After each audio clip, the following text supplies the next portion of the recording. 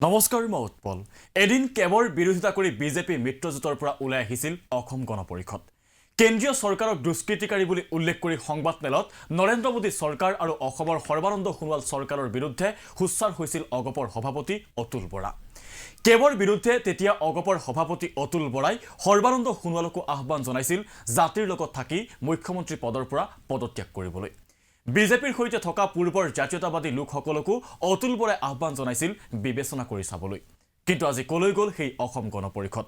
কা বলবৎ হ'ল অসম গণ পৰিষদৰ আজি স্থিতি কি কাৰ জৰিয়তে লাখ লাখ হিন্দু বাংলাদেশী অসমলৈ অহাৰ বাট মুকলি হ'ল অসম গণ পৰিষদ আজি কিয় মৌন কেব গৃহীত হোৱাৰ সময়ত বিজেপিৰে মিত্ৰতা ছেট কৰা অসম গণ পৰিষদৰ এতিয়া স্থিতি কি কেব গৃহীত হোৱাৰ সময়ত অগপৰ সভাপতি অতুল বৰা গৈছিল নিজ মাতৃৰ ওচৰলৈ নিজ মাতৃয়ে অতুল বৰাক পৰামৰ্শ আগবঢ়াইছিল ৰাইজৰ লগত থাকিবলৈ ৰাইজৰ লগত থাকি অতুল বৰা তেতিয়া ওলাই আহিছিল বিজেপি মিত্ৰজোঁটৰ পৰা শুনক মাতৃৰ কথা কৈ তেতিয়া কি কৈছিল অতুল বৰাই মই আজি কেইদিনমান আগতে গোলাঘাট গৈছিলোঁ ঘৰলৈ যাওঁতে মাৰ লগত মই কথা পাতিছিলোঁ মা বহুত শিক্ষিত মহিলা নহয় কিন্তু মায়ে আমাক সদায় গাইড কৰি আহিছে বিভিন্ন সময়ত মাক যেতিয়া সুধিছিলোঁ মায়ে কৈছিল যে এই বিষয়টোতো এটা জ্বলন্ত বিষয় সমগ্ৰ অসমৰ মানুহে প্ৰতিবাদ কৰিছে উপায় ৰাইজৰ লগত থাকিবি দেই আৰু মায়ে কালি যেতিয়াই ৰিজিগনেশ্যন দিছোঁ তেতিয়াই মোক ফোন কৰিছে তেওঁ সোণাৰীলৈ গৈছিলে মোক ফোন কৰি কৈছে খুব ভাল কাম কৰিলে আনকি তেতিয়াৰ মুখ্যমন্ত্ৰী সৰ্বানন্দ সোণোৱালকো এবাৰ মাতৃৰ ফটোখনৰ তলত থিয় হৈ নিজক সুধি চাবলৈ আহ্বান জনাইছিল এইগৰাকী অগপৰ সভাপতি তথা মন্ত্ৰী অতুল বৰাই শুনক কেৱল বিৰোধিতাৰে বিজেপিৰ সৈতে মিত্ৰতা ছেট কৰি তেতিয়া কি কৈছিল এইগৰাকী অতুল বৰাই মই সোণোৱাল ডাঙৰীয়াৰ মাতৃ আমাৰ নিজৰ মাতৃৰ দৰেই আমি একেলগে যিহেতু বহুদিন আছ কৰিছিলোঁ তেখেতৰ মাতৃও আমাৰ দৰে আমাৰ মাৰ দৰে বৰ শ্ৰদ্ধেয় আছিল মই সোণোৱাল ডাঙৰীয়াক চকু মুদি এই মাতৃৰ ফটোখনৰ তলত থিয় হৈ এপাক মই সুধিবলৈ ক'ব বিচাৰিছো তেখেতৰ মাতৃক যদি সোধে মাতৃৰ ফটোৰ ওচৰত থিয় হৈ মই ভাবো যে তেওঁৰ মাতৃয়ে একে উত্তৰ দিব উত্তৰ সোণোৱাল ডাঙৰীয়াক শুনা উচিত আজি সোণোৱাল ডাঙৰীয়া গাঁৱত আজি প্ৰতিবাদ হৈছে আজি সমগ্ৰ ৰাজ্যখন জ্বলিছে ৰাজ্যখনৰ মানুহ যেতিয়া সংকটত পৰিছে ৰাজ্যবাসী সংকটত পৰিছে অসমীয়াৰ অস্তিত্বৰ প্ৰতি সংশয় আহিছে এতিয়া আমাৰ গাড়ী ডাঙৰ নে আমি ৰাইজৰ লগত থকাটো উচিত কেন্দ্ৰৰ এনে দুষ্কাৰ্যৰ বিৰুদ্ধে আমি থিয় দিয়া উচিত হয়নে নহয় আনকি কেন্দ্ৰীয় চৰকাৰৰ এই দুষ্কাৰ্যৰ বিৰুদ্ধে সকলোৱে ঐক্যবদ্ধভাৱে যুঁজ দিয়াৰ কথা কৈছিল এইগৰাকী অতুল বৰাই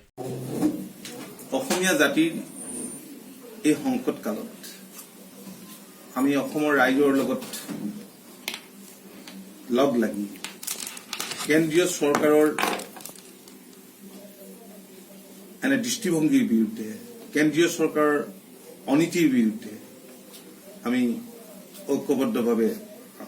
আমি যুঁজ দিব লাগিব কাক জাতিধ্বংসী আইন বুলি উল্লেখ কৰি অসমৰ বাবে কাৰ ভয়াৱহতা কিমান সেই কথা যদি বিজেপিৰ নেতৃত্বই কেন্দ্ৰক বুজাবলৈ যত্ন কৰিলেহেঁতেন তেন্তে এনে জাতিধ্বংসী আইন গৃহীত নহলহেঁতেন বুলি মন্তব্য কৰি বিজেপিৰ নেতৃত্বৰ বিৰুদ্ধে কেনেদৰে ক্ষোভ উজাৰিছিল অতুল বৰাই শুনক এই মন্তব্য মই ভাবো তেখেতসকলে বোল্ড ষ্টেণ্ড লোৱা উচিত তেখেতসকলে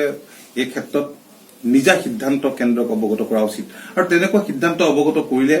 কেন্দ্ৰই হয়তো পিছ হুকিবলৈ বাধ্য হলহেঁতেন যিসকল নেতা এসময়ত সদৌ অসম ছাত্ৰ সন্থাত আছিল বা জাতীয়তাবাদী শিবিৰত আছিল সেইসকলেও যদি কেন্দ্ৰক পতিয়ন নিয়াবলৈ যত্ন কৰিলেহেঁতেন অসমবাসীৰ মনৰ কথা বুজাবলৈ যত্ন কৰিলেহেঁতেন মোৰ দৃঢ় বিশ্বাস কেন্দ্ৰই আজি এনে হঠকাৰী সিদ্ধান্ত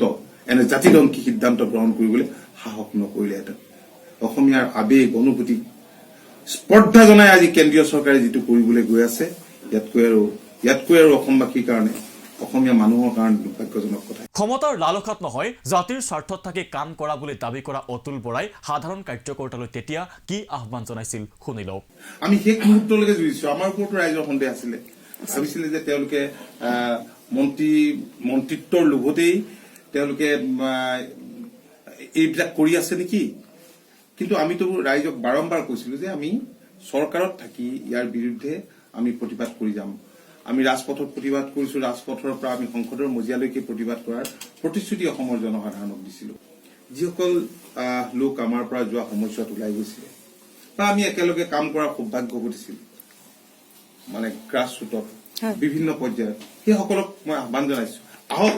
আমি অসমৰ জনসাধাৰণৰ লগত ঐক্যবদ্ধভাৱে আহি থকা দিনবিলাকত অসমৰ স্বাৰ্থৰ হকে আমি মাত মাতিম কিন্তু কলৈ গ'ল আজি এইগৰাকী অগপৰ সভাপতি অতুল বৰা কলৈ গ'ল আজি অগপৰ অন্যান্য নেতা কৰ্মী আজি কাহ বলবৎৰ পাছতো মৌন কিয় অগপৰ সভাপতি এইগৰাকী অতুল বৰা আজিও অতুল বৰাৰ স্থিতি একেই নে বিদেশীমুক্ত অসম গঢ়িবলৈ দুবাৰকৈ ৰাজ্যৰ শাসনত অধিষ্ঠিত হোৱা অগপই আজি মানি ললে নেকি নাগৰিকত্ব সংশোধনী আইন বিজেপিৰ আচলত লুকাই থকা অগপই আজি উত্তৰ দিবনে নে এনেদৰে ক্ষমতাৰ লালসাত নিশ্চুপ হৈ অগপই চাই ৰব অসমীয়া জাতি নিশেষ হোৱাৰ এই ক্ষণ